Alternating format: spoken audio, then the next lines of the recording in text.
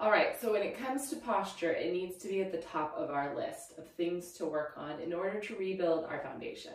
And the reason for this is that posture dictates everything. It puts certain muscles in positions to work and other muscles in positions to go off to Hawaii. Now, the importance of this is that during pregnancy, when you had a bowling ball on your front side, your posture changed dramatically. And now in postpartum, even though you don't have any baby in utero, oftentimes we still have that baby on our front side.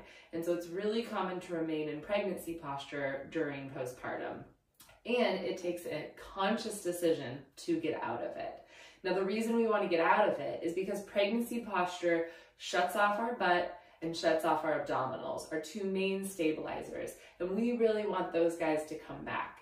It also puts us into the front of our hips. So there's tightness and sometimes pain in the front of our hips and a lot of compression in our low back. So it's really common to have low back pain.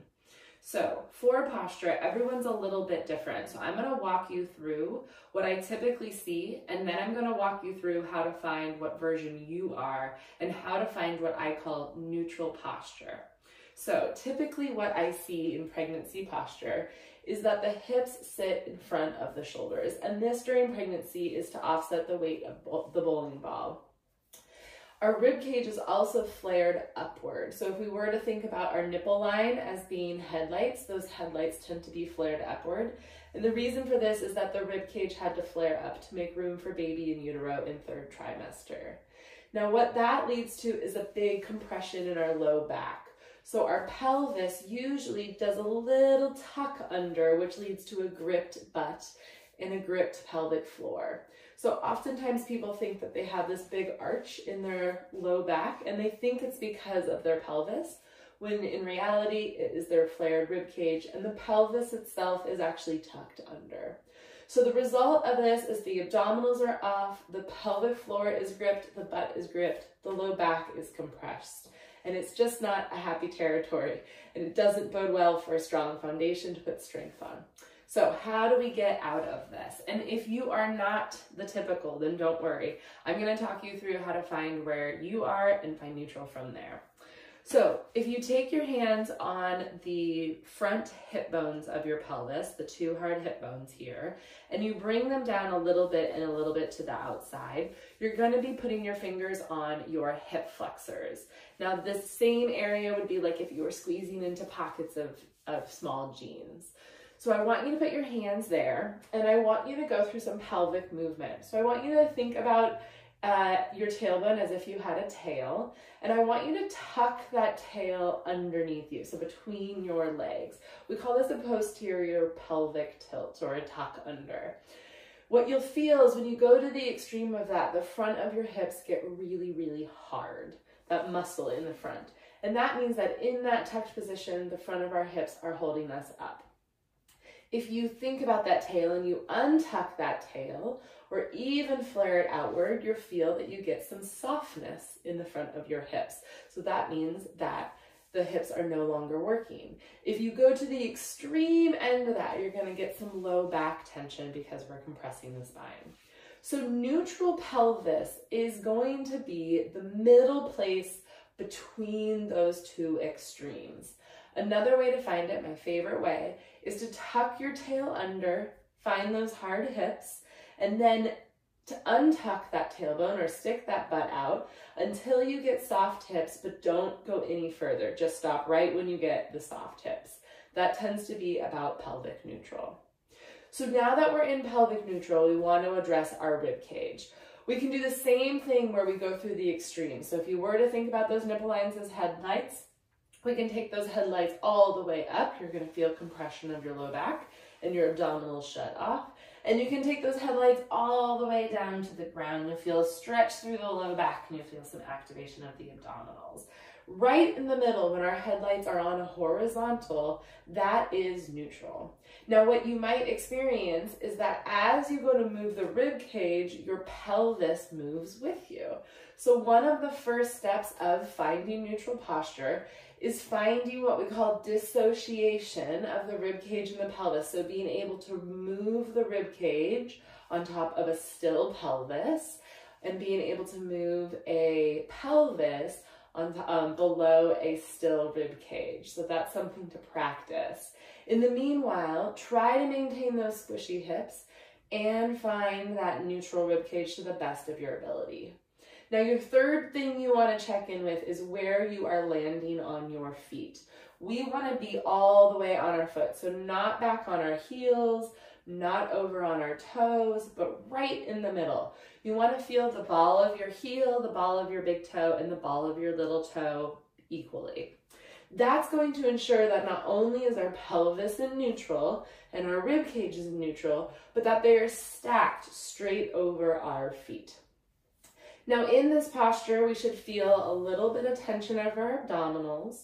We should be able to let go of our butt. So you might have to actually consciously say, butt, let go. Or it might do it naturally. And we should feel a little bit of lengthening through our low back, so less low back tension. We are also going to feel extremely awkward. Now, if you have any pain in this posture, typically the low back tends to be the one that gives pain. And the reason for that is maybe you've untucked your tailbone a little bit too far, or maybe we haven't brought that rib cage all the way down. So neutral posture should have no pain to it, just feel incredibly awkward. You're going to feel probably like you're sticking your butt out and that you're hunchy over and you're falling on your face. And the reason for that is your body has adapted to being back here as being upright. So when we actually put ourselves upright, it's going to feel like it's leaning forward. So totally fine and normal to feel awkward in it. Now, the other thing you're going to feel is that those shoulders are rounded and the head's forward and you feel super hunched over. And usually this is actually true. And the reason for that is that as we bring that rib cage down, it pulls the shoulders and the head with it because we are tight in our pecs or our chest and stiff in our mid-back area. And this is incredibly true for postpartum because we do a lot of things with baby on the front side. Now, the correction of that is to be able to bring those shoulder blades back and bring the head back to stack over the shoulders and the hips without lifting the chest. So you might find that you can't really bring those shoulders back without lifting the chest, or maybe you can't bring the head back all the way without lifting the chest. I want you to just do the correction of the shoulder blades and of the head without any rib cage movement. So prioritize the position of your rib cage. Now, if this feels super overwhelming to do your pelvis and your rib cage and your feet and your shoulders and head, it's totally reasonable. I think it is pretty overwhelming too.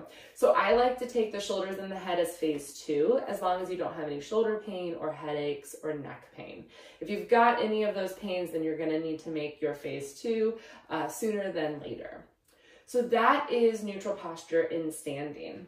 Now, the same thing applies when we go to sit. And we tend to do quite a bit of sitting in postpartum. So when we're sitting, if we roll back all the way onto that tailbone or sacrum, right about here, this is about where most chairs put us, especially nursing rocking chairs.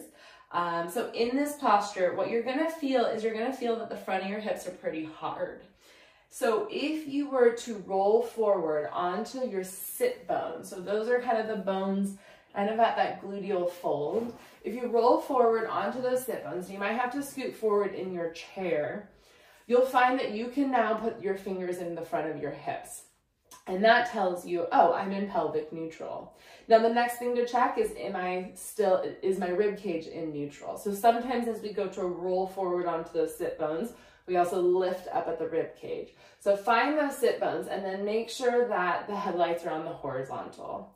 Now in this posture, we're stacked right over our sit bones, meaning that no muscle should have to hold us up here. So I like to say, find a seat that helps you be here the most, and then build your pillow fort around you to support you there. So you're probably gonna need a whole bunch of pillows behind you. You're gonna need some pillows underneath your arms, or maybe an arm rest of the couch. And then we wanna bring baby up to boob if you are breastfeeding or chest feeding or body feeding, instead of bringing that chest down to baby to feed. So definitely keep that rib cage on the horizontal and bring baby up to you. If you're bottle feeding, we tend to still go into that curved shape just because we're looking at our kiddo eat. So just make sure that we're looking straight ahead, or if you do look at your kid, then look with your neck. not with your whole body. So that is sitting posture.